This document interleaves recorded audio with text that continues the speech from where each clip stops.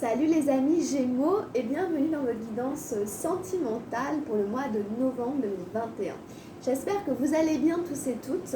Alors on y va, on va aller regarder un petit peu ce que disent les cartes pour votre vie sentimentale, relationnelle, peut-être amoureuse, affective.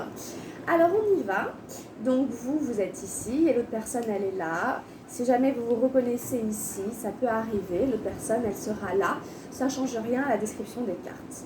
Alors, c'est parti. Où en est la relation les Gémeaux? Au moment où je fais le tirage, on a eu la 3 de feu, l'expérience de l'existence. Ok, intéressant, c'est toujours une belle carte. Alors, dans vos énergies à vous, on a d'abord le 7 d'eau, les projections. En face, on a la 9 des nuages, la douleur. Et en dernière carte, nous avons la 7 des arcanes majeures, la conscience. D'accord. De l'eau, des nuages, donc des émotions, du mental et une arcane majeure. Donc, intéressant. En face de vous, nous avons le mât, la numéro 0 des arcanes majeures. Ensuite, nous avons la 5 d'arc-en-ciel, l'exclu. Et en dernière énergie, nous avons la 10, le changement des arcanes majeures. Donc 2 arcanes majeures et une énergie arc-en-ciel. Et en carte de direction, j'en ai eu 2 qui sont tombées, donc je les ai prises toutes les deux. Ah, nous avons l'épanouissement, la dame d'arc-en-ciel et l'achèvement, la numéro 21. Je rigole parce que celle-là, vous l'aviez dans votre guidance générale en plein milieu du tirage. Donc ça ne m'étonne pas qu'elle soit revenue. Ok, bon allez, on y va, c'est parti, les amis Gémeaux. Alors, on a un peu de tout. Alors, il faut que je fasse attention parce que des fois, j'ai des bêtises. Oui, je pense que toutes les couleurs sont représentées, toutes les familles sont là. Donc, il y a un petit peu de tout là pour novembre. Alors, la 3 de feu, l'expérience de l'existence pour commencer. Vous voyez, on voit un personnage qui est en train de se relationner à la nature, à un arbre.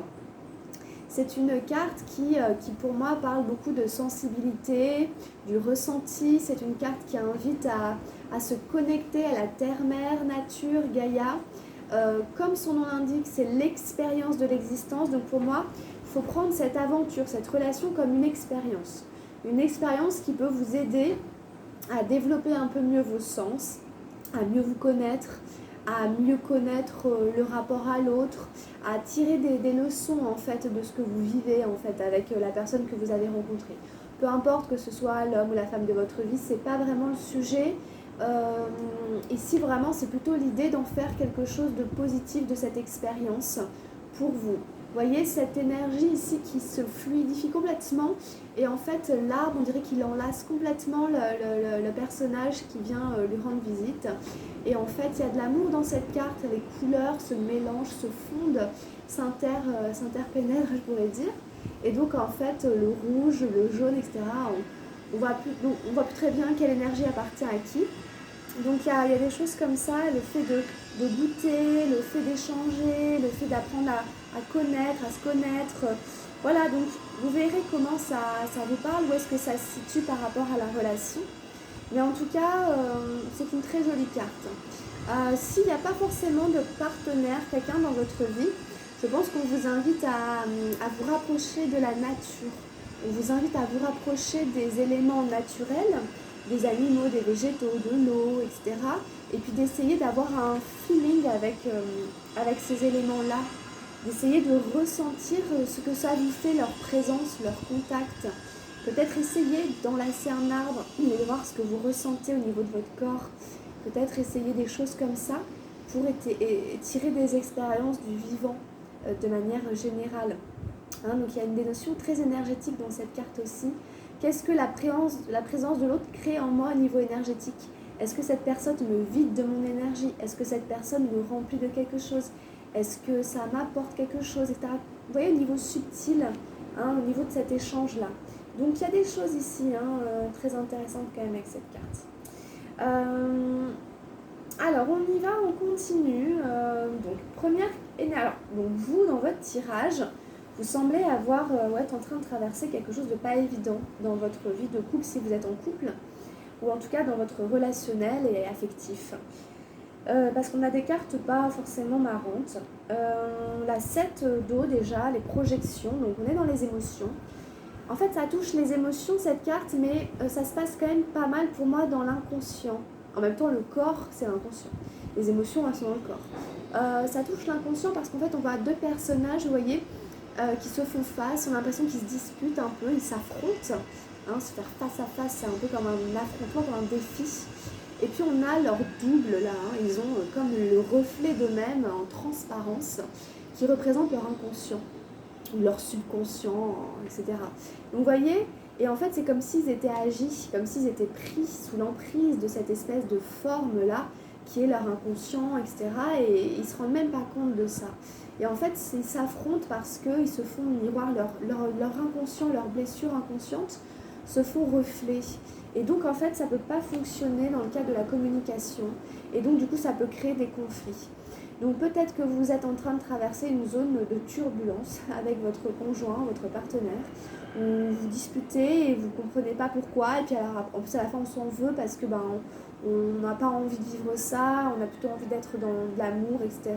Et donc du coup c'est parce qu'en fait c'est notre inconscient et on ne peut pas le contrôler, c'est nos émotions profondes qui se réveillent et qui nous agissent, qui nous font parler, etc., etc. Donc revenez au corps, revenez aux émotions, essayez de comprendre qu'est-ce qui se passe à l'intérieur de vous-même pour que après dans le mental et tout, vous preniez peut-être la tête et puis essayez vraiment de revenir à la communication non violente, de dire moi je ressens ça, etc., je me sens comme ça et tout dans telle situation, etc., pour essayer de ne pas accuser l'autre et de ne pas alimenter le jeu des reflets, les conflits de reflets entre vous.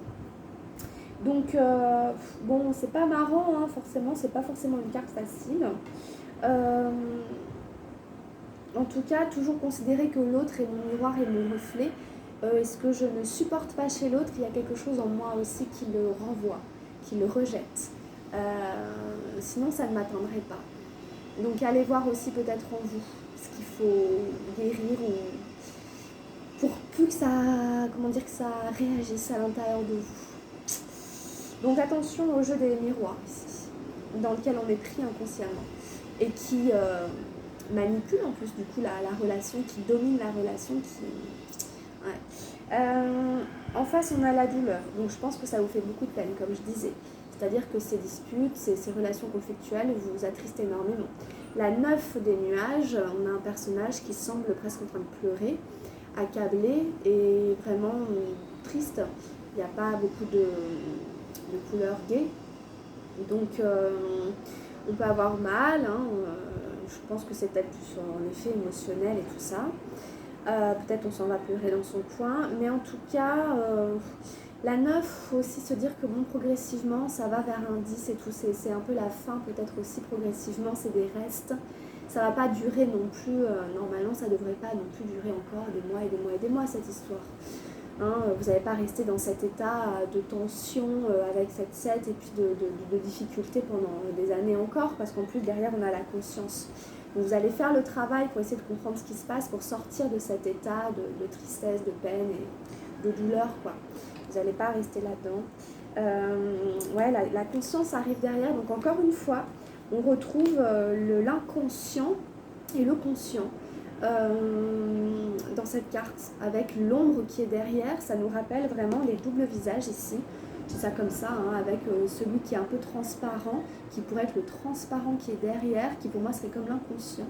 Et puis le visage, alors pas là parce que du coup, non, le visage il s'en rend pas compte. Mais là voilà, le vrai visage qui perce, ça y est, on comprend. Voilà, c'est représenté comme par un Bouddha, parce que c'est celui qui est sage, qui a tout compris, la connaissance, et donc du coup voilà. Peut-être par un travail, hein, en allant parler avec quelqu'un, un psy ou quoi, n'importe, par un travail sur vous pour vous aider à y voir clair et à amener progressivement à la conscience ce qui était inconscient et qui vous agissait à vos dépens. Parce que vous l'aurez compris, nos comportements et tout sont à plus de 90% les conséquences de notre inconscient. Donc si on ne fait pas un peu le ménage dans notre inconscient, notre vie c'est le bordel quoi, pour aller vite. Donc il faut quand même en effet essayer d'amener à la lumière, c'est ça d'ailleurs l'éveil, c'est juste sortir de l'inconscient, de l'inconscience. Quand on dit l'inconscience collective et tout, c'est comme si quand on dormait, c'est-à-dire qu'en fait on ne voit pas, on ne se rend pas compte. Et malheureusement ça nous agit, ça tire les ficelles en fait par derrière. Mais là, avec notre conscience, on ne comprend pas. Donc oui, c'est une part qui est obscure. C'est comme quand on prend un iceberg, si vous regardez sur internet ou quoi, et ben vous prenez la partie qui est sous l'eau, et ben c'est l'inconscient. Et vous prenez la partie qui est au-dessus, c'est le conscient. Donc, et vous vous dites que tout ça c'est un tout, c'est vous, c'est moi, c'est nous. Et donc ça fait trop pour l'inconscient. Quelque part, faut amener les choses à la conscience pour être plus réveillé et moins subir. Ça nous permet de moins subir aussi les choses, d'un peu plus... Pas forcément les contrôler ou les maîtriser, mais en tout cas d'avoir une vie qui ressemble un peu mieux à ce qu'on souhaite, plutôt que d'être dans les trucs qu'on subit en disant mais c'est pas vrai, c'est pourtant pas ce que je veux, alors comment ça se fait? Voilà, donc c'est à ça que ça sert, hein, le travail psychanalytique ou des choses comme ça, c'est tout, hein. Être un peu plus conscient, je pense que c'est plutôt bien de le faire. Alors, en face de vous, 2 arcanes majeures et une énergie arc-en-ciel. Donc, le mât, pour commencer. Donc, on a peut-être quelqu'un en face de vous qui s'en va ou qui dit je suis libre, je n'appartiens à personne, je suis pas mariée, je suis pas engagée. Vraiment, le mât, c'est celui qui est libre, il repart à zéro, il est tout frais, il est à la fois tout et rien. Bon, on peut pas le conditionner, on peut pas l'attacher. Ah non, il peut pas, il peut pas. Donc il n'est pas non plus très ancré, il n'est pas tout à fait là, il est un peu volatile, on ne peut pas vraiment le saisir. C'est vraiment la liberté totale et absolue, mais en même temps c'est aussi pas une forme de solitude, mais aussi. Donc c'est le pèlerin, le voyageur, l'éternel voyageur. Il y a toujours un prix un peu à payer. Mais en tout cas, on a quelqu'un ici qui dit moi je suis libre. Voilà. Donc je ne sais pas du tout si c'est la personne qui décide de s'en aller, si c'est une résolution que vous prenez ensemble, si la relation elle repose là-dessus depuis le départ, enfin bref. Bon, en tout cas, voilà. C'est quelqu'un qui est comme ça. Donc il faut faire un peu avec. En tout cas, il y a un nouveau quelque chose aussi pour cette personne. Il y a une décision, si vous voulez, de partir, de partir, voilà, peut-être de son côté ou dans sa vie. Ou... C'est pas toujours facile quand on a quelqu'un qui revendique sa liberté, si jamais nous on était attachés, si jamais on voulait aller plus loin. Enfin, ici on a quand même quelqu'un qui se détache. Et voilà, donc vous verrez comment ça résonne. Et puis, alors en face, on a quand même la 5 d'arc-en-ciel, l'exclu, donc c'est très intéressant. C'est très intéressant à analyser ces 2 cartes ensemble, parce qu'on aurait un mât ici qui s'exile, mais qui du coup a l'impression d'être privé de quelque chose. Si vous voulez, c'est comme je disais, il y a un prix à payer, mais là, c'est-à-dire que c'est pas forcément de son fait. C'est comme si on lui fermait la porte. C'est comme si on disait, à partir du moment où tu t'en vas, tu reviens plus jamais. Peut-être que vous l'avez dit ça. Alors tu pars, c'est terminé, tu reviendras plus. Et si jamais il veut revenir, vous n'ouvrez même pas. Vous ne répondez pas. Là, avec l'exclu, il n'y a pas de réponse. C'est-à-dire que le personnage appelle, il est derrière les barreaux, il les bouge. Vous voyez, comme on taperait une porte, on secourait la grille là pour qu'elle bouge, pour appeler là. Venez m'ouvrir, je suis coincée derrière la grille, je voudrais vous parler, je voudrais vous voir, j'ai envie d'être avec vous, etc. Et puis il n'y a personne ne répond, rien du tout. Donc ce personnage, on a l'impression qu'il est parti, mais que du coup, on l'a privé, ou il s'est privé tout seul, ou la situation, la position, la décision qu'il a prise, le coupe d'un environnement, peut-être d'un groupe de gens, d'une communauté, d'amis, de personnes qu'il a l'habitude de fréquenter. Il n'y a plus de réponse là. Donc, je parlais de solitude, oui, c'est-à-dire que derrière, il y a en effet une forme d'isolement, je sais pas, mais une forme comment dire, d'indépendance et du coup de mise à l'écart, comme par exemple d'être trop différent. T'es trop différent de nous, on ne peut pas t'inclure dans le projet. Vous voyez, ce que tu penses est trop différent de moi, ce que je suis, c'est plus la peine d'essayer de revenir. Voilà. En tout cas, l'exclu, c'est jamais très agréable comme sentiment. Après, ce personnage, s'il veut, il peut quand même ouvrir la porte. Mais c'est la manière de faire qui ne convient pas. Parce qu'en fait, le cadenas n'est pas fermé. Mais il s'en rend pas compte. Parce que sa manière de faire fait que, voilà, il faudrait qu'il tripote la chaîne, qu'il regarde de plus près le cadenas, qu'il arrête, si vous voulez, de s'agripper, de faire comme ça pour appeler. Hein, il faudrait quelque part lâcher prise, renoncer, rendre les armes, baisser les bras, accepter une forme de défaite. Après, voilà, il faut accepter une forme de défaite, il faut renoncer quelque part pour ensuite qu'il y ait une autre issue, qu'il y ait quelque chose d'autre qui se déverrouille, que ça passe par un autre endroit.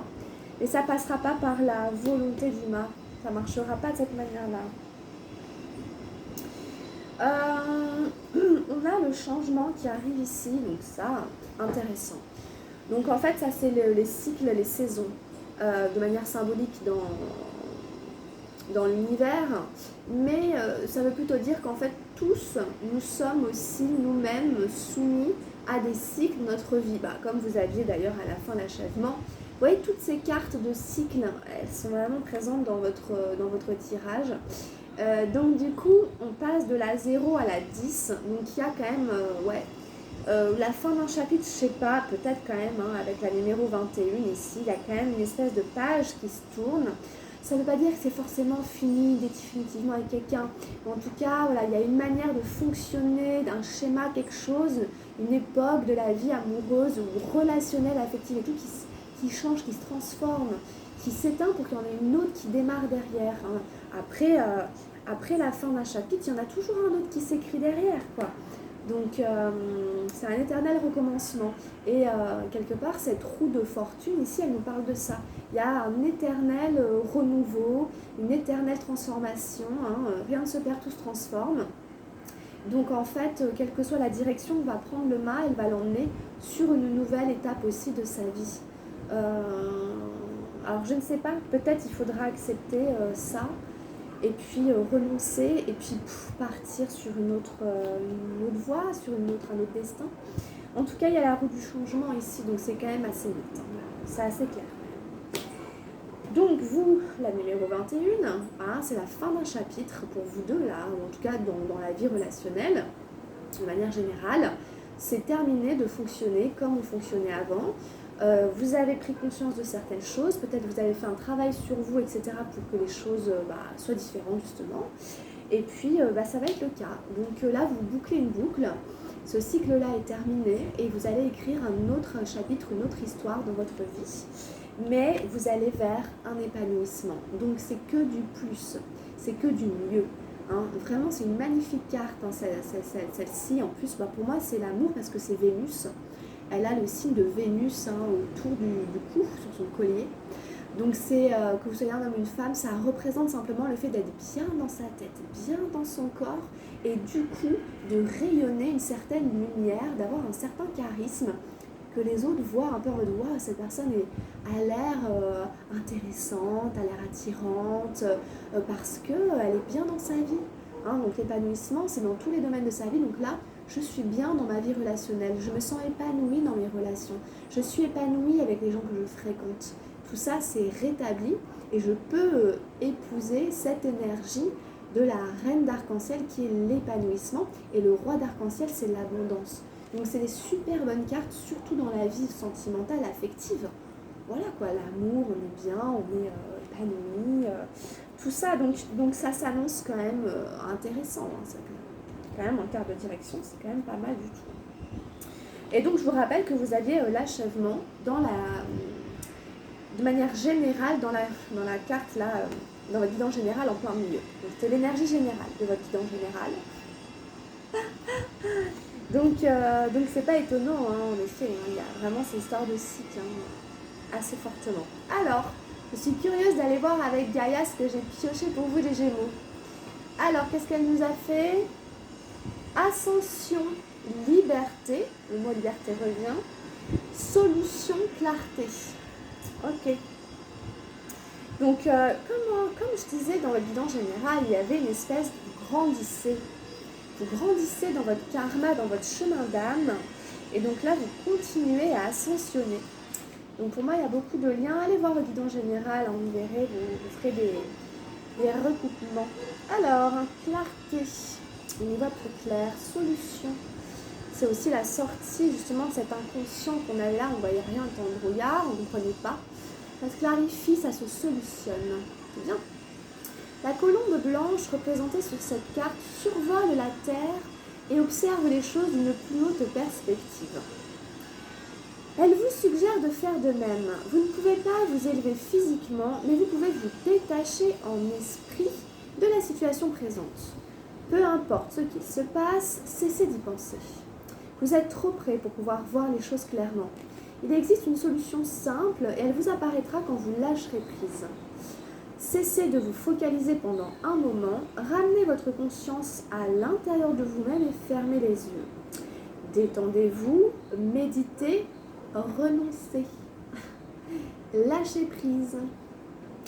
Faites une promenade au parc, dansez, amusez-vous, distrayez-vous afin de vous détacher de la situation. L'évidence s'imposera d'elle-même le moment venu. Ensuite, on a les affirmations positives. Donc moi, ça me faisait beaucoup penser, évidemment, comme j'ai dit tout à l'heure, hein, à l'exclupis, à ce tirage-là. Donc peut-être que vous êtes davantage reconnu ici. C'est fort possible, en effet, la liberté, le mât, renoncer à quelque chose, et puis prendre de la hauteur. Hein. Cette carte, elle me dit, prenez de la hauteur, arrêtez de prendre la tête. Vous avez trop la tête dans le guidon là pour pouvoir trouver une solution qui va correspondre. Donc détendez-vous, amusez-vous, sortez, allez vous balader, renoncez à trouver une solution comme vous essayez de faire, voilà. Et puis, la solution arrivera toute seule, ok? Enfin, en tout cas, voilà. Alors, affirmation positive, je me livre au pouvoir universel de l'amour, j'ai confiance dans la vie, j'observe les choses d'une plus haute perspective, le divin me guide, tout est clair, je suis sauvée. Voilà, donc ça va aller, essayez de vous rassurer. Ça va s'éclaircir, mais quelque part, il faut quand même abandonner l'idée de faire comme que ça solutionne par votre propre volonté et accepter d'être guidé par le divin. Là-haut, on sait peut-être beaucoup mieux que vous ce qu'il faut faire pour que ça se débloque un peu. Puis après, ça part sur un nouveau cycle. Ça va tourner, la roue va tourner, donc c'est ce qui est le plus difficile de lâcher prise, d'accepter, de renoncer, d'accepter qu'on ne peut rien y faire. C'est pas nous qui... C'est indépendant de notre volonté. Pour l'ego, c'est très dur, mais c'est un exercice très intéressant. Alors, j'ai quand même tiré l'âme sœur et l'isolement. Donc, on parlait un peu d'isolement tout à l'heure. Donc, en effet, ici, il y a ces sensations peut-être. Il est temps de vous déconnecter du monde. Peut-être, voilà. Allez vous promener en forêt, comme disait la carte. Allez vous balader Allez vous balader en promenade. Allez vous promener en forêt. Ou en tout cas, voilà, que ce soit tout seul ou à deux. Enfin, en tout cas, il faut vous éloigner. Vous voyez, prendre de la distance, prendre du recul, de la hauteur, faire autre chose. Sortez, allez vous amuser. Bon, l'âme sœur, je sais pas si c'est... Oui, c'est bien votre âme sœur, vous verrez si c'est adapté ou pas. Prenez du recul avec les anges de l'amour parce que, bon, des fois, ça affirme des trucs et puis voilà. Vous verrez. Des âmes sœurs, on en a plusieurs. Voilà, il y a peut-être quelqu'un qui vous correspond sur le chemin, il y a peut-être une âme sœur en route, c'est possible. Hein. Sinon, en tout cas, prenez de la distance. Prenez de la distance, profitez-en pour aller vous promener. Ouais. Allez, encore une ou deux cartes pour nos amis Gémeaux pour le mois de novembre. Donc, je vous rappelle que si vous avez besoin d'une guidance personnalisée, vous pouvez me contacter les amis, j'ai mis les contacts dans la barre de description. Vous m'envoyez un petit mail et prenez un rendez-vous avec moi pour une consultation privée. Vous pouvez aimer sans crainte, ok. Ouvrez votre cœur pour donner et recevoir l'énergie la plus élevée entre toutes. C'était un peu l'expérience de l'existence de tout à l'heure, de quand même pas fermer son cœur, pas se fermer, se refermer sur soi-même. Dans nos relations, il est important, il est bon que l'énergie d'amour, l'énergie divine circule entre nous, entre les plantes, les arbres, les animaux, que ce soit cette énergie d'amour qui circule, qui domine, qui prédomine sur le mental, etc. Faut quand même garder le cœur ouvert ici. C'est comme ça aussi que vous recevrez cette énergie, cette substance qui est la plus élevée entre toutes, qui est la seule en fait, qui est vraiment licite. Bon allez, j'en prends encore une petite dernière pour les Gémeaux, pour Pour le mois de novembre, l'idée c'est de ne pas se surprotéger et de se fermer. Et je pense qu'en effet, tout ce qui est le rapport à la nature, ça peut aider. Beaucoup. Allez. Une petite carte pour les Gémeaux pour terminer la guidance. Ok, merci. Alors, j'ai quand même eu laissé une chance à votre relation. Travailler sur votre couple. Donc, il faut voir, j'ai quand même des cartes qui parlent d'amour, etc., de couple, etc., de relations à laquelle vous pouvez donner une chance. Ça, c'est vous qui y voyez, c'est vous qui jugez, c'est vous qui savez si ça vaut le coup quand même de continuer, de donner une chance à quelqu'un, à une relation, en travaillant dessus, ou pas. Donc voilà un peu les messages des cartes, amis Gémeaux. J'espère que la guidance vous aura plu. Eh bien, je vous laisse ici. Prenez bien soin de vous pour novembre. On se retrouve très vite pour la suite de l'aventure. N'hésitez pas à les compléter avec les guidances générales, les guidances de vos signes lunaires, ascendants, etc. Et puis, portez-vous bien, prenez bien soin de vous. À très vite. Gros bisous. Ciao, ciao.